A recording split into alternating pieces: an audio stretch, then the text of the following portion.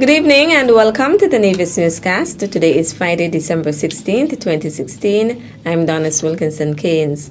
St. Kitts and Nevis's Foreign Affairs Minister, the Honorable Mark Brantley, this week participated in the annual Forum Atlantic Dialogues put on by the German Marshall Fund.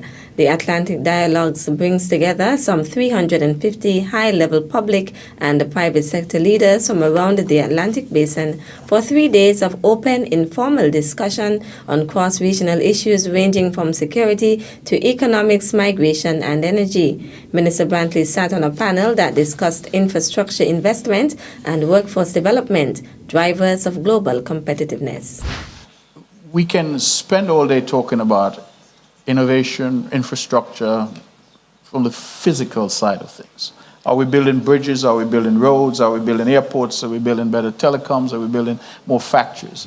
And that is important. I think much of this discussion has centered around infrastructure in that traditional sense. I think that question, however, bears out the point that I've been trying to make, that we cannot forget the human element to our developmental process. Brantley used the forum to highlight the thrust of the Caribbean in terms of development so people can take advantage of these innovations. So in the Caribbean now, we've shifted focus. And what we're doing is not saying that physical infrastructure is irrelevant or unnecessary. Clearly it is necessary. But we are now seeing more policy prescriptions for an investment in our human capital. That retooling, that ability to say to our young people in the region, that whatever the jobs may be, and I'll give you a specific example. In St. Kitts and Nevis, we're making some very specific strides in geothermal energy. The scientists are telling us that we have enough geothermal energy, which, if tapped in a year or two, will mean that we are completely weaned 100% of fossil fuels, generating energy from fossil fuels. That is a huge development for a small country. Now, when that happens, it now demands that people have the necessary skill set, because we're now not talking about diesel generators anymore, the old-fashioned way. We're talking about geothermal energy, we're talking about new turbines, new technology. And so we've already started that process. And through cooperation with foreign governments, we have students now who are in places like New Zealand getting hands-on training in terms of geothermal. Other members of the panel were Amina Benkhadra, Managing Director of ONIM in Morocco, Brian Sandoval, Governor of Nevada in the United States of America, and Thierry Doe, CEO of Meridium, a global investor and asset manager specializing in public and community infrastructure. We see infrastructural development as not just in the context of what the conversation has been so far, which is physical infrastructure. We see it also in the context of human infrastructure, the development of our people. Going back to the point I tried to make earlier, our intellectual capital. How can we maximize that? How can we leverage that? And so throughout the Caribbean now, you're seeing a retooling. You're seeing a CARICOM engaging in TVET education, technical and vocational education. We've now developed a Caribbean-wide certification program for vocational training, which we're introducing in our schools. The idea is that our people, because we can build all infrastructure, physical infrastructure in the world, all development ultimately has to be people-centered. All development has to ultimately serve people. Minister Brantley's team included Special Advisor Lorna Hunkins and Mohammed Benchgrown, St. Kitts and Nevis's Honorary Consul in Morocco. The Nevis Nationals, Citizens and Friends Society continues its generous giving during the Christmas season. Every year, the society donates 25 gift hampers, which benefit 5 families in each parish on the island. I'm absolutely certain that those who will be receiving these Christmas gifts, they will be much appreciated to receiving them. We hope and pray that they will enjoy the gifts therein, and they are to know that we do not forget them. They are being remembered, and this is a token gift of remembrance to them. We look forward annually, God's willing, to continue this service of love to our citizens, most needy families within the nation. May God bless them, and may they have a very happy and enjoyable and blessed Christmas. One of this year's recipients is Walter Jamden Huggins. Jamden, it is with great pleasure that we present you with this token of our love appreciation for all you've done for the island. And we hope you enjoy it and have the very most blessed Christmas possible. God bless you. God bless you. Thank you. You're welcome. Christmas is Jesus. The Virgin Mary had a baby boy, and Christ Jesus was his name. 2,000 years ago, he was born in a stable. The wise man sang when the baby born, and they named the baby Jesus. That's why we have Christmas Day. Good. All right. Wonderful. The motto of the Nevis National Citizens and Defense Society is People Serving People. In the Christmas spirit, the Department of Community Development is collaborating with a number of community organizations to host the Christmas tree lighting ceremonies around the island. A total number of 27 Christmas tree lighting ceremonies are taking place this season. Director of the Department of Community Development, Janet Maloney, outlines the upcoming Christmas tree lighting ceremonies. Prospect at the Elderly Home or the Prospect Community Center, December 17, 6:30 p.m. Rollins Village, next to Paulette's Shop Cart Path, December 17, 7 p.m.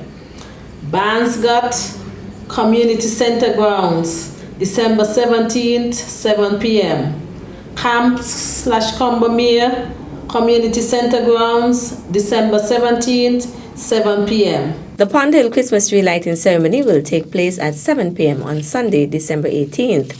Maloney appeals to residents to listen out for the dates of the Christmas tree lighting ceremonies in their communities and to support the events. Brooklyn, opposite Squeeze Up Bar, December 18th, 7 p.m. Hanley's Road, Community Center Ground, December 19th, 6:30 p.m. Cox Village at the Cox Gazebo, December 19th, 6 p.m. Fountain/Mount Lily, next to Elfrida Cornelius Shop, December 19th, 7 p.m. Jessup's Village, Community Center Ground, December 20th, 7 p.m. Craddock Road, Basketball Court, December 20th, 7 p.m. Church Ground Hill, December 21st, 7 p.m. Cotton Ground, Community Center Ground, December 22nd, 7 p.m. Bat Village at the Roundabout Square, December 22nd, 7 p.m. Coal Hill at the Panko's Shop, next to Panko's Shop, December 22nd, 7 p.m. Brown Pasture at the shop there in Brown Pasture, December 23rd, 7 p.m. Zion Village, and I'm going to go back up to the 22nd, bottom of Zion Village, December 22nd, 6 p.m. Director of the Department of Community Development, Janet Maloney. Still to come. Cause if you think you can turn me out, pay me out when that you got you keep. We'll give you the details after this break. At a loss as to what's going on in Nevis? Tune into NNC on NTV. Don't worry if you don't have cable either. NNC will bring the news to you wherever you are. Facebook and Facebook Live. YouTube and YouTube Live. NevisTVOnline.com. Roku app, NTV mobile app, Smart TV, Apple TV, and any other IPTV platforms. When me ANC and you ANC, NNC.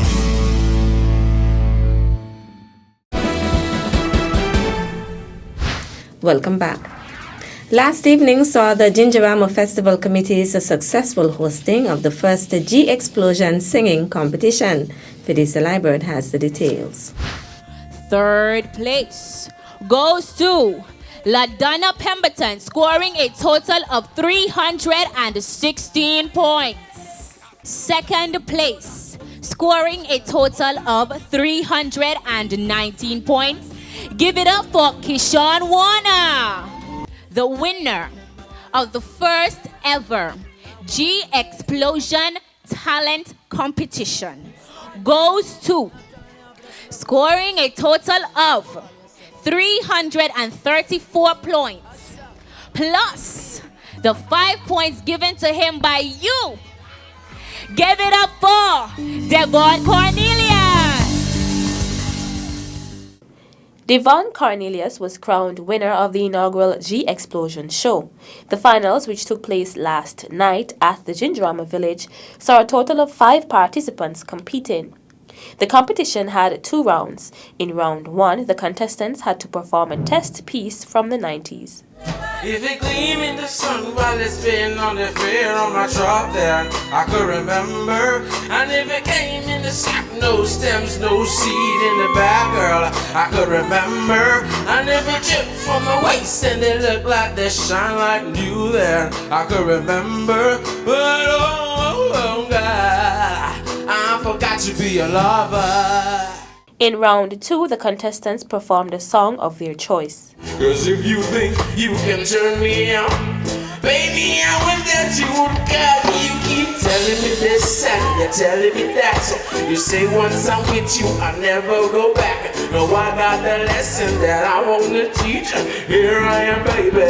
Practice what you're telling me this and you're telling me that. You say once I'm with you, I'll never go back. No, I got a lesson that I want to teach. Here I am, baby. Practice what you preach.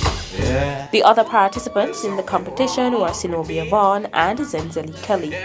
Gingerama Festival activities will continue this evening with the Miss Gingerama pageant at Cronies House beginning at 8 p.m. sharp. I'm Felicia Libre reporting for the Nevis Newscast. Thanks, Felicia. Patrons of this year's Gingerama will see the reintroduction of the festival's Calypso competition. The SL Hosford-sponsored Calypso competition is slated for tomorrow, Saturday, December 17th at 8 p.m. 8 Calypsonians are expected to compete for that crown. At Wednesday's launch of Gingerama, they drew numbers to decide the order of appearance. On Saturday evening, the mighty Ottawa would set the stage and sing in position number 1. Number 2, Irvin, singing in position number 3. In the SL Hosford Gingerama Calypso show would be the mighty King Hollywood. Number 4, Sweeties. Next up we have Singing Davy. And Singing Davy will be singing in position number 5. And Saturday evening, TJ will be singing right after Singing Davy. He'll be coming in at number 6. And Akira will be singing in position number 7. And Princess Kayla will be bringing up the rear, singing in position number 8. Admission to the SL Hosford's Gingerama Calypso competition is $20. Meantime, the Gingerama Festival will culminate with the second Miss Gingerette pageant. The TDC-sponsored show provides an opportunity for the primary school-age participants to be educated about the St. George's community. The show will feature 4 contestants.